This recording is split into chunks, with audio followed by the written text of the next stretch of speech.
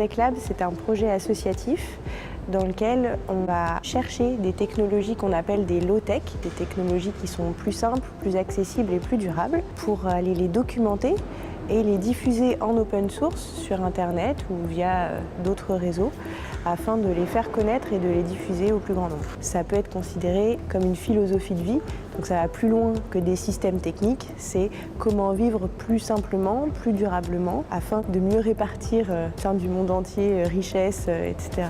et d'avoir un respect environnemental plus fort. Ça redonne le pouvoir à chacun d'agir, sachant qu'on ne propose pas des produits finis clés en main, mais on propose un savoir et que ce savoir, une fois approprié, c'est à nous de savoir comment est-ce qu'on le met en place chez soi et donc être un petit peu plus autonome au quotidien sur sa consommation en eau, en alimentation, en énergie. On peut parler de progrès, c'est juste un progrès orienté vers autre chose que le tout high-tech et la performance.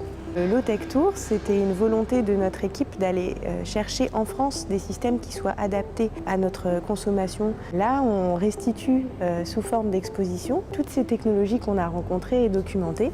Et l'idée, c'est que les gens puissent se projeter.